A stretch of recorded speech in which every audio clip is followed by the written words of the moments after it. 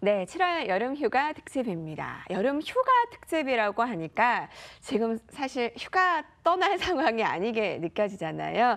그래서 좀 이름을 바꿔볼까요? 여름 특집 어떤가요? 그러면 조금 더 힘을 나시나요? 오늘 함께 해주실 전략가분들은 메리츠종금증권 김민수 영업부 부장님과 증권교육의 최명성 소장님께서 함께 해주십니다. 두 분 안녕하세요. 네, 반갑습니다. 어서 오십시오. 날씨가 밖에 참 후텁지근하죠? 네. 앞서 화면에서 그 퐁당 시원한 물에 뛰어들어서 시원한 수박화채도 함께하고 좀 부채질도 하고 이러면 스트레스가 좀 풀리지 않을까 싶은데 휴가 계획 어떠신가요? 네, 휴가 계획 빨리 세우고 싶을 만한 날씨고요. 날씨가 휴가를 떠나라고 만드는 것과 함께 시장도 휴가를 떠나라고 자꾸 재촉하는 것 같습니다. 여기서 사무실에서 여기까지 걸어오는데 땀을 한 바가지 흘릴 정도로 예, 날씨는 상당히 더운데요. 그럴 때일수록 일단 준비하고 휴가 떠나는 것도 하나의 방안이 아닐까 생각되고 있기 때문에 오늘 코너 잘 보셨으면 좋겠습니다. 네, 어떠세요? 저희 그 SNS에 안방마님, 박민영 앵커는 지금 일주일 동안 자리를 비우고 있는데 저희가 원래 이 시간에 실전 매매 함께하는 시간이잖아요. 지금 생중계 함께하는 유튜브 채팅창에서는 그 실전 매매 FNF 이런 의류주 사놓고 떠났는데 계속 밀린다라는 우려의 응원의 글도 주시고요. 지금 많은 분들께서 함께해 주고 계십니다. 최명수 소장님도 뭐 휴가 어떻게 여름을 좀 시원하게 보낼 예정이신지요? 네, 당연히 보내야죠. 당연히 보내고 저는 네. 7월 말쯤에 좀 가족이랑 해외를 좀 뭔가 국내 쪽에 동해안 쪽에 좀 갈 계획입니다. 저희가 첫째 날에는 바다로 떠났고요. 네. 둘째 날에는 산으로 떠났어요. 근데 우리가 산으로 떠나야 되는데 맞지? 증시가 산으로 가는 듯한 이런 느낌, 불안한 느낌이었는데 오늘은 3일차로 떠나는 곳이 바로 해외입니다. 아니 해외 좀 비행기에서 밥도 안 준다는데 환율도 너무 높고 그런데 저희가 해외로 떠납니다. 키워드 함께 보시죠. 면세점입니다. 최근에 관심 커지고 있고요. 여행주, 항공주, 음식료, 화장품주 이렇게 키워드를 나눠봤는데 김민수 부장께서는 이 키워드 중에서 어떤 걸 꼽으셨어요? 먼저 딱 두 가지 면세점 쪽하고 음식료 쪽을 꼽았는데요. 일단 면세점 하게 되면 아마 지금 이거 코너를 운영하시던 박민영 앵커님도 해외에서 시청하실래나요? 네, 그런 상황이다 보니까 아마 해외여행 가시는 분들 또 계획하시는 분들은 당연히 필수 코스로 지나치셔야 될 게 면세점이겠죠. 네, 그런 관점 쪽에서 이 최근 들어서 나오는 해외여행이 어떻게 보면 이제 좀 어려운 게 아니라 거의 보편화된 트렌드다라는 관점으로 봤었을 때 나오는 이 면세점에 대한 변화들은 계속 관심이 필요하다고 봐야 될 것 같고요. 또 하나 대표적인 중국 소비주겠죠. 그런 관점 쪽에서 면세점 관련된 종목을 한 종목 선정했고요. 두 번째는 음식료 관련돼서 일단 네. 해외 쪽은 아니라고 하더라도 네. 이제 레저나 어떻게 보면은 여행 관련된 국내 여행도 마찬가지겠지만은 이쪽에 가장 큰 트렌드가 잡을 가능성이 높은 게 이제 52시간 근무제로 바뀌었습니다. 그런 상황이다 보니까 아무래도 조금 일주일 동안 좀 일하고 좀 툴툴 떠나볼까라고 했었을 때 나오는 가장 대표적인 게 음식료의 수요도 늘어날 수 있다. 대표적인 게 간편식이겠죠. 보통 저희가 얘기하는 가정 간편식과 관련된 HMR 시장의 확대 이쪽에 따라서 변할 수 있는 소지가 충분하다는 관점 쪽에서 또 한 종목 찾아봤습니다. 예, 음식료는 그 해외주랑 어떻게 연관이 억지로 좀 진 것 같죠? 예, 약간 떨어집니다. 그 내수 소비로 최근에 그 증시 지지부진할 때 관심 받고 있는데 네네. 어떻게 이렇게 해외로 키워드로 안으로 쏙 들어갔네요. 네. 나도 편승할 거야. 쏙 그렇게 그렇습니다. 해서 네. 최근에 그 라면주라고 해야 되나요? 네. 삼양식품이 여러분 4월 초 대비해서 30%가 올랐고요. 네.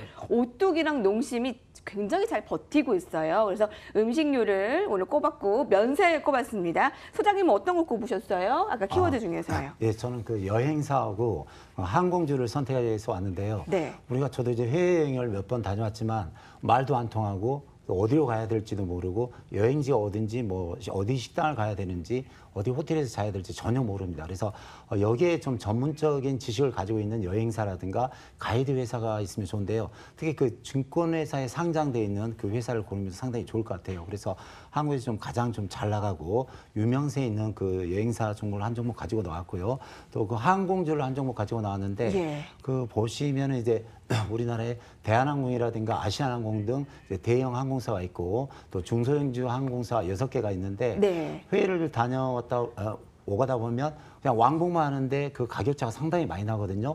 보통 두세 배 차이가 나기 때문에 거기서 좀 알짜적인 그 항공주를 골라서 여행을 예. 다녀오시면 오히려 여행 경비보다 항공 그 여행 티켓비가 더 비싸거든요. 그래서 좀 실속적인 여행을 하려면 좀 괜찮은 항공사를 좀 잘 선택하셔서 해외 여행을 잘 다녀오시는 것도 괜찮아 보입니다. 저희가 그 여름 특집으로 그 키워드를 정하지만 이게 꼭 여름과 연관됐다라기보다 지금 시장 상황과 또 부합하는 업종 종목이 많습니다. 그래서 면세부터 볼게요.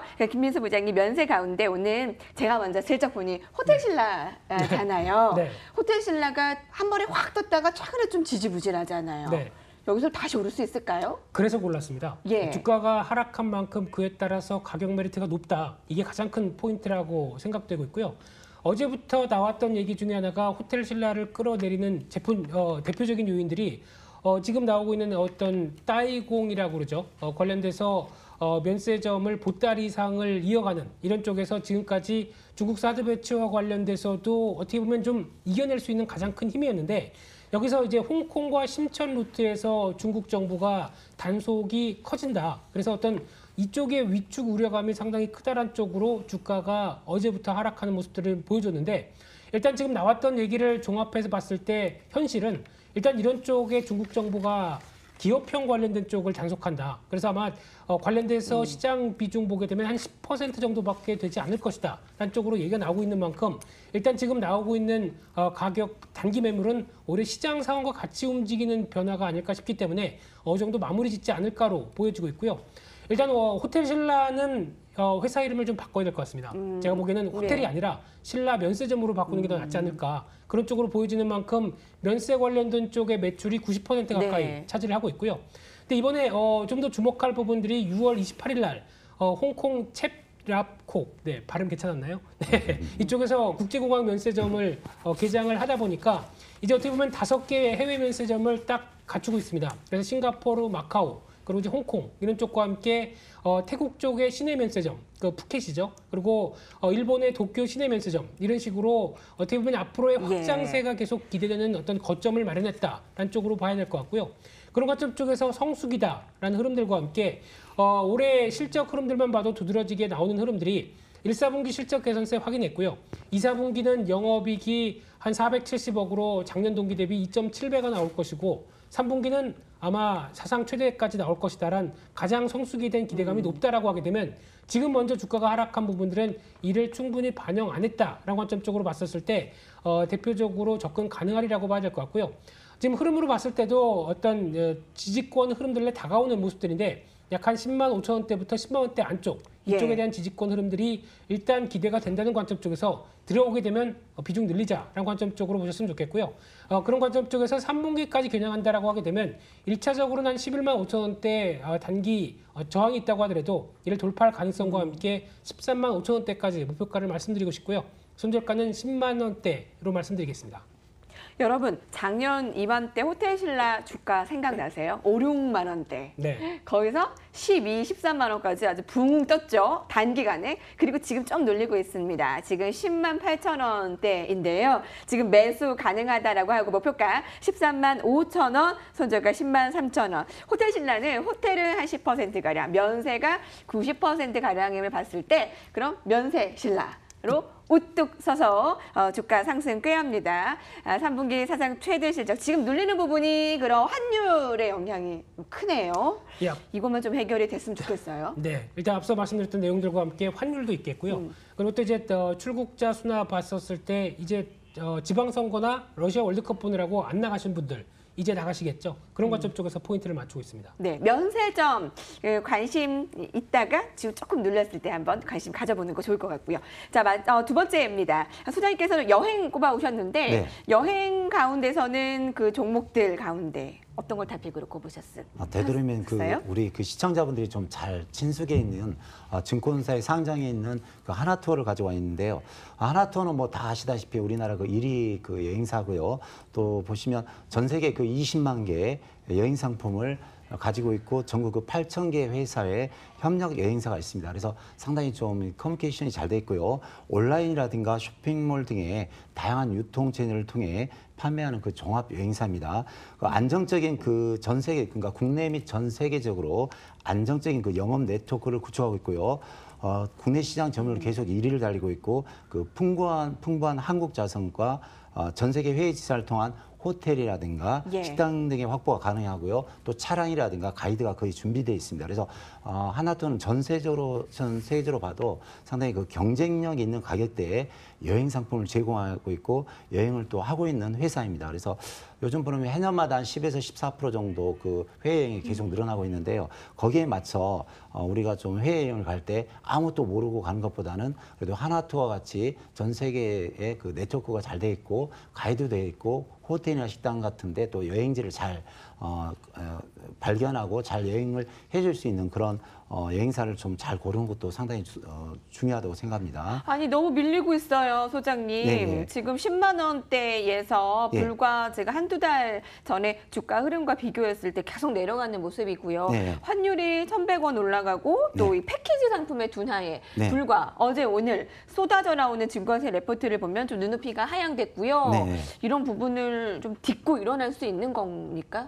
그래서 저는 그걸 노리고 왔는데요. 네. 현재 그 12만 8천 원짜리가 7만 8천 원대 한 30% 하락했거든요. 예. 그래서 지금 하나투어를 노리는 건 저는 낙폭 과대를 노리고 있습니다. 예, 그래서 여기서 좀 어느 정도 좀 낙폭이 좀 됐으면 좋겠고요.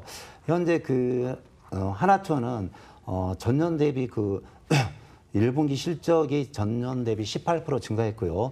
영업이익이 11%가 증가했습니다. 또 이 회사는 3년 연속 매출이 계속 증가했고 영업이익도 좋고 유보율도 상당히 좋습니다. 그래서 저 같은 경우는 좀 차트를 좀 보시면요. 현재 12만 원대에 있는 주식이 현재 7만 8천 원대, 7만 원대에 그러니까요. 내리고 있는데요. 그러니까요. 지금 당장 사실한 게 아니라 한 7만 원대 정도 더 낙폭이 됐을 때 한 7만 원대 정도 지지했을 때 좀 매수가 들어가시면 좋을 것 같아요. 그래서 좀 이제 지금 이제 여러 가지 다른 곳에서 물론 이제 하락 사인이 나오지만 낙폭 7만 원대 좀 왔으면은 그래도 대기업 아닙니까? 우리나라 1위 여행사이기 때문에 한 30에서 35% 정도 하락하면 다시 반등이 나옵니다. 그래서 7만 원대 좀 매수하시면 다시 한 10만 원에서 11만 원까지는 충분히 상승일 할 수 있다고 봅니다. 7만 원 지지시, 예. 목표가 11만 원, 예, 그리고 예. 손절가는 손절가는 6만 5천 원을 드리겠습니다. 나오는데요. 예. 소장님, 저희 방송 시작하기 전에 네. 말씀 잘 아마 못하실 것 같다고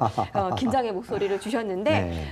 물어보니까 바로 이렇게 술술 너무 잘 나오시네요. 아마 내용들이 머리에 이게 있으시니까 네. 말씀들이 딱 나오죠. 긴장 네, 네. 전혀 안 하셔도 될 것 같죠? 네, 네. 자, 그럼 다음입니다. 여행 봤고요. 면세 봤고요. 이게 과연 해외여행과 어떤 연관이 있을지 모르겠지만 음식료로 네. 어떤 종목을 꼽아오셨나요? 네, 해외여행과는 밀접한 관계는 없지만은 큰 카테고리가 이제 어떤 바캉스와 관련된 쪽이다 보니까 거기서 어떤 나오는 시장 변화와 함께 좀 더 초점을 맞췄다고 보시면 될 것 같고요. 일단 말씀드리고 싶은 종목이 음식료 쪽의 네. 오뚜기입니다. 하긴 여행 가는데 먹는 거 빼놓을 수 없으니까. 그렇죠. 예.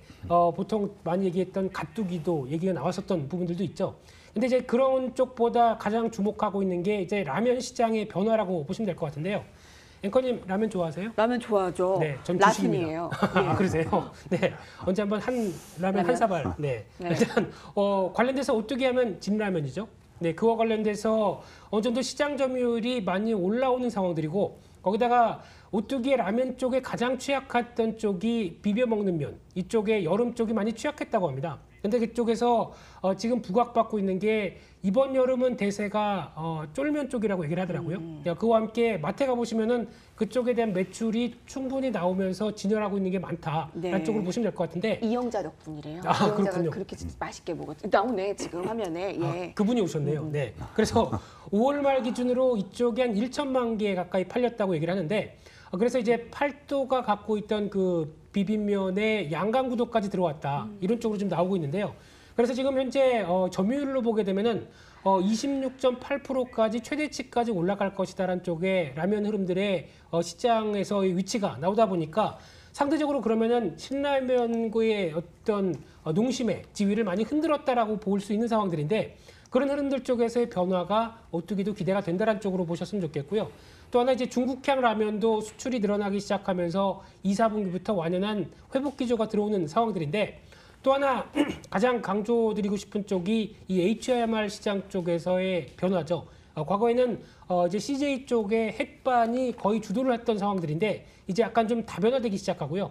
그래서 이제 HMR 시장 쪽에서 단순히 반만이 아니다. 여기서 이제 첨가시키면서 보통 보면 짜장밥이라든가 여러 가지 또 오삼 불고기밥 이런 식으로 변화가 되기 시작하면서 나오는 여러 가지 간편식 시장이 커지고 있다라는 관점 쪽에서 오뚜기도 한 몫을 한다는 쪽으로 보여지고 있고요.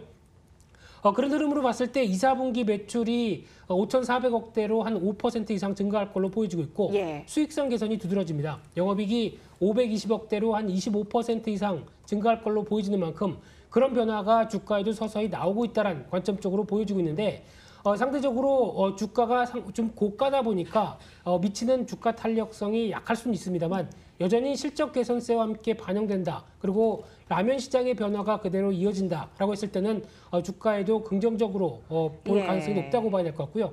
또 하나 이제 환율 관련돼서 이 환율의 안정세만 들어오기 시작한다라고 하게 되면 음식료 업종의 대표적인 수요 관점 쪽으로 봤었을 때 변화도 기대할 수 있겠다라고 봐야 될 것 같고요. 따라서 지금 가격대는 한번 90만 원대로 시도를 한 뒤에 단기 조정권의 흐름들을 보여주고 있는데 저점대가 살짝 올라가기 시작하는 쪽의 조정은 괜찮다라는 관점 쪽에서 지금 82, 3만 원대 부근이면 괜찮은 가격대라고 생각 들고 있고요.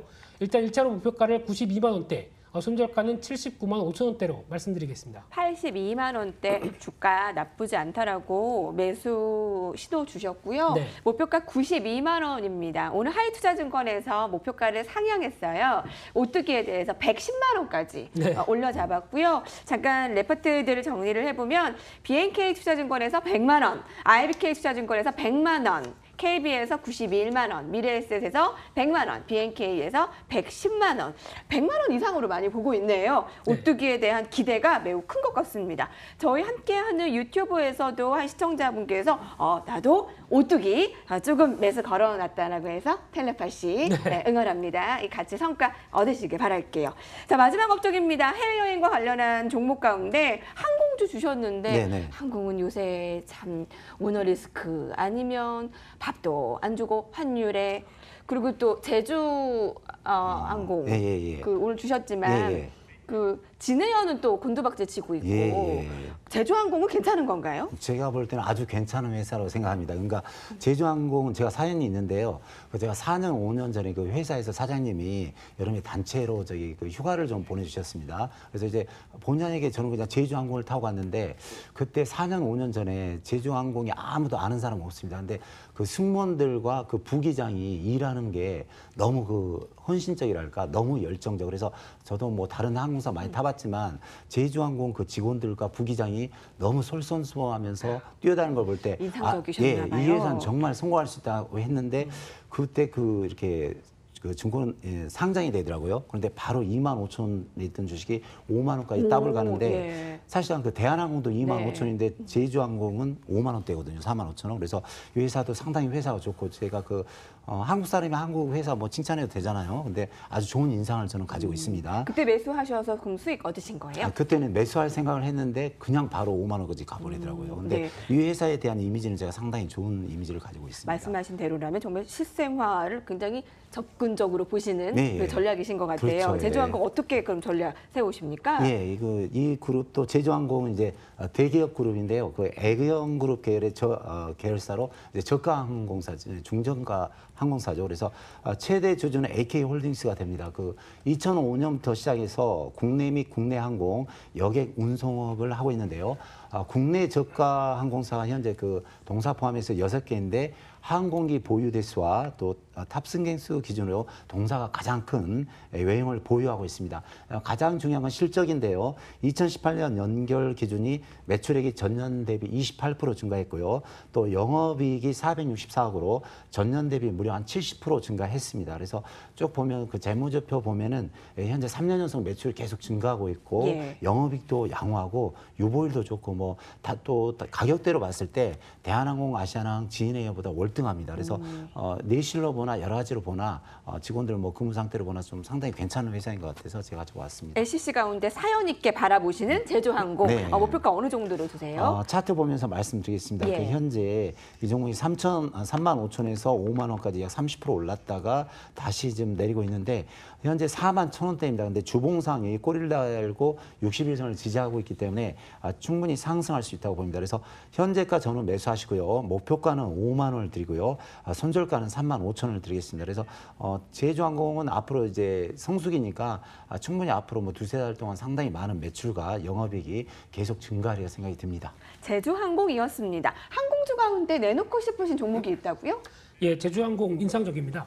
인상적인데 저는 개인적으로 티웨이 홀딩스를 조금 더 낮게 보고 있습니다. 요전이 LCC네요. 네. 이것도 예. 일단 티웨이 항공과 관련돼서 모멘텀이라고 봐야 될 것 같은데 보다 보면 이제 IPO 그러니까 즉 증시 상장이 8월 정도면 되지 않을까라고 보여지고 있는데 그렇게 보면 이제 티웨이 홀딩스가 지분을 갖고 있는 쪽이 지금 갖고 54.6% 갖고 있죠. 그런 상황으로 봤을 때 지금 상장하게 되면 한 7천억은 넘길 걸로 보여지고 있는데 지분 가치만 한다고 하더라도 4,500억에서 5천억은 나올 수 있는데 지금 시가총액이 계속 항공주가 안 좋다 보니까 밀려서 3,200억밖에 안 됩니다. 그렇게 되면은 당연히 가격 메리트가 높다라고 봐야 될 것 같고요.